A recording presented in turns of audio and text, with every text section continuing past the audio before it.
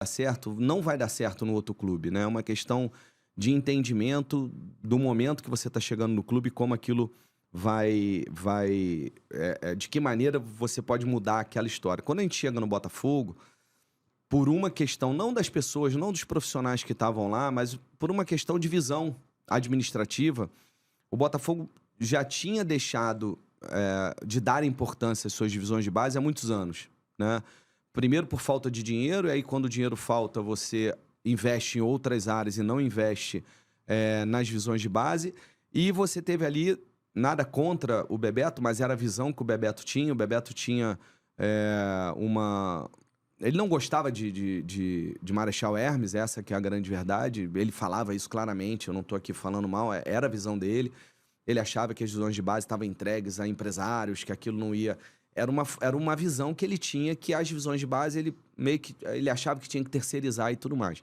Então, os profissionais que estavam lá não tinham o apoio da diretoria para desenvolver um bom trabalho, né? E quando o Maurício assume, ele muda essa visão, né? Ele fala, não, o futuro do Botafogo está aqui. E como eu acho que o futuro de vários clubes estão nas divisões de base, como você falou, né? E comparando o Botafogo por esses anos todos, vamos dizer assim, de abandono ou de uma política que não fortalecia as divisões de base, os outros clubes eram o contrário. Fluminense foi o primeiro clube a investir num centro de treinamento, que foi Xerém.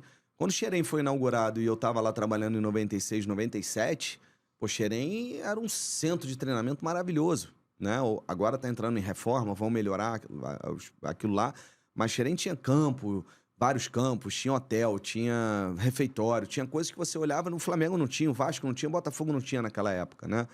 O Flamengo, de uns anos para cá, né, com a visão do Bandeira, investiu no centro de treinamento da base. Hoje você vai olhar lá o centro de treinamento do Flamengo, é uma coisa de outro mundo, né? Então, assim, a política de investir nas divisões de base dos três clubes sempre foi diferente do Botafogo. Isso muda com a chegada do Maurício. O Maurício chega e fala, não, eu vou investir nas divisões de base. Ele faz isso. O Maurício era um presidente que ele ia para as divisões de base, ele sabia o nome de todos os funcionários, ele sabia o nome de vários atletas, cumprimentava todo mundo pelo nome.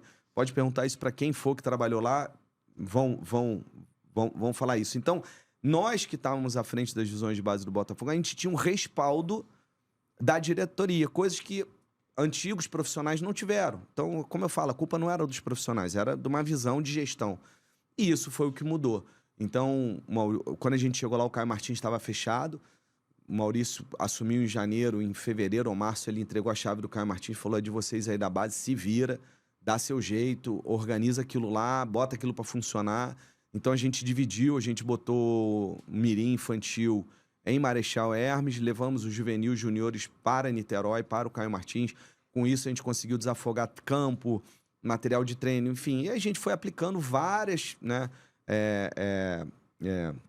mudando a gestão das divisões de base, tanto na contratação de profissionais como na captação de atletas, e no trabalho que foi implementado, que a gente conseguiu fazer essa geração. Só pra você ter uma ideia, dados reais, depois pode pesquisar quem quiser. O último jogador que passou pela base do Botafogo e o Botafogo tinha vendido, foi o Beto, em 1995, quando o Botafogo foi campeão brasileiro. De 95, 96 para cá, alguns jogadores saíram da base, chegaram no profissional, mas acabava o contrato, ele ia embora. Outros, o Botafogo perdeu, como Edmundo, Léo Moura, eram crias lá do Botafogo, e o Botafogo perdeu, não teve ganho financeiro com eles. E aí depois você vem com essa geração. Essa geração aí, por baixo, eu chutando aqui, deu 25 milhões de euros pro Botafogo. O Vitinho deu 10, o Dória deu 6, o Gilberto deu 2, o Jadson deu 2, numa época que o Botafogo não tinha chancela, né? O que eu chamo o ISO 9000 de fabricação de jogadores, né? Ou de formação de jogadores. Foi um processo que nós iniciamos. Depois veio o Sassá, o Botafogo ganhou dinheiro, o Igor Rabelo e por aí vai. No mínimo, foram uns 25 milhões de euros aí, tranquilamente colocados no papel, graças a essa mudança de política de gestão. E como é que você enxerga isso? Porque hoje o Botafogo tem um atacante, e eu sei que é difícil falar de futebol atual, mas eu acho legal a gente falar, que a gente falou de Sassá, você falou do Vitinho, e o Botafogo tem um atacante que subiu muito cedo pro profissional, e eu queria que você falasse um pouquinho dele, especificamente, porque talvez ele possa sozinho bater esse papel aí que a gente tá falando de tantos jogadores. Você já deve ter imaginado que eu tô falando do Matheus Nascimento. Sim. Você, como um cara que trabalhou na base, o que você acha que tá faltando pro Matheus Nascimento estourar no profissional? Porque você acha que ele pode voltar pra base ainda, por exemplo? Você acha um caminho legal pra ele? Porque depois de tanto tempo já no profissional, você acha que ele tem alguma coisa pra aprender? Eu vi até essa discussão rolando um pouco com o Hendrick, se ele deveria voltar pro sub-20 e tudo mais. O que você acha que o Matheus pode fazer pra ser o jogador que espera dele mesmo no profissional? Que ele tinha muita expectativa, não só do torcedor, mas também dentro do Botafogo, né? O Matheus é um jogador, né, que, se eu não me engano, também é da nossa captação lá atrás, tá? Eu fiz as contas aqui de cabeça, eu acho que era, né? Porque... o Matheus sim, também. É um jogador, mas ele devia ser muito novo, né? Assim, ele deve ter... Quando ele veio, eu já devo ter ido pro profissional, não lembro exatamente da história da chegada dele no Botafogo. Então, eu não acompanhei muito essa trajetória dele, né? Eu posso fazer uma comparação com o Sassá ou com outros atletas. É difícil você entender e ter o time da maturação do atleta, né? Você pode dizer que o Hendrick foi pro profissional antes da hora? Pô, o moleque tá arrebentando aí. Não, então ele foi na hora certa, porque tá dando certo. Ah, o Matheus foi antes da hora? Ah, foi, porque, entre aspas, tá dando errado. Não é que tá dando errado, mas é aquele menino que ainda não despontou como, de repente, esperavam que ele seria. E isso não tem uma fórmula, né?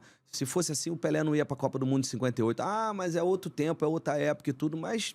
né? Então, é difícil você ter a fórmula do sucesso. Você tem que estar vivendo o momento do atleta para você entender isso. E se você tem bons profissionais, você consegue, sim, minimizar o erro de subir antes ou subir muito tardiamente.